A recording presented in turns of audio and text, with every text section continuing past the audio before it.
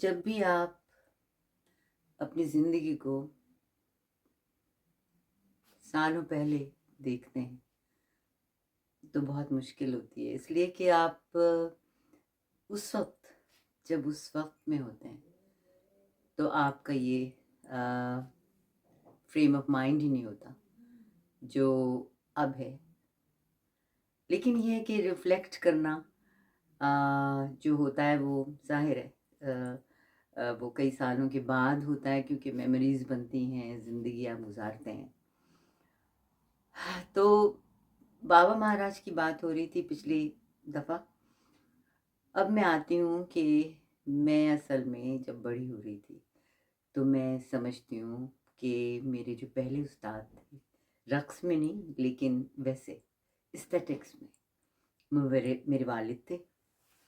اور وہ اصل میں کیلیگرافی کرتے تھے، اور ہمیشہ وہ اس طرح کی مجھے رائٹنگ جو ہے تختے کے اوپر جو ٹریڈیشنل طریقہ ہوتا ہے اس پہ لکھاتے تھے، اور پھر مجھے کہتے تھے کہ نہیں یہ تمہاری یہ لائن جو ہے یہ صحیح نہیں ہے، یا یہ بہت خوبصورت ان کی لائنز تھیں اور بہت اس طرح کی تھیں کہ بالکل he was such a beautiful artist.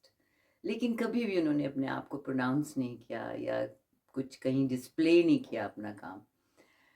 اور پھر انہوں نے ایک پوسچر مجھے دیا زندگی میں. ہمیشہ کہتے تھے کہ سیدھی بیٹھو، سیدھی چلو، اور یہ ساری چیزیں تمہاری واک جو ہے وہ آج کل اس طرح ہے یا اس طرح ہے. تو وہ جو ہے وہ مجھے آئی واز ویری لکی کہ مجھے وہ ان سے وہ تعلیم ملی. اور ہمیشہ میں سوچتی ہوں کہ جب بھی اب میں دیکھتی ہوں کہ جو بچے مجھ سے سیکھنے آتے ہیں یا جو اسٹوڈنٹ سیکھنے آتے ہیں، وہ ان کی تربیت اگر گھر میں ہو گئی ہو تو میرا کام کافی آسان ہو جاتا ہے. کیونکہ نہیں تو مجھے پھر شروع سے ان کے ساتھ ایک ان کو بہلانا اور ایک کانفیڈنس دینا اور یہ ساری چیزیں کرنی پڑتی ہیں. ورنہ اگر کسی کو ایک گھر سے ایک سیکیورٹی ملتی ہے تو وہ پھر ایک ظاہر ہے ایک چیز جب چنتے ہیں تو وہ پھر اور طرح کرتے ہیں.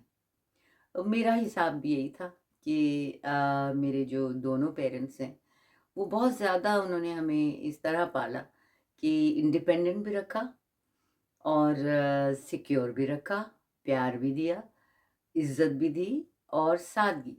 ہمارے گھر میں ایک یہ جو چیز تھی جو کہ آج مجھے نظر آتی ہے اپنے کتھک میں بھی اور اپنی زندگی میں بھی، کہ ظاہر ہے بڑوں کی دی ہوئی چیز چلتی رہتی ہے، وہ ہے سادگی.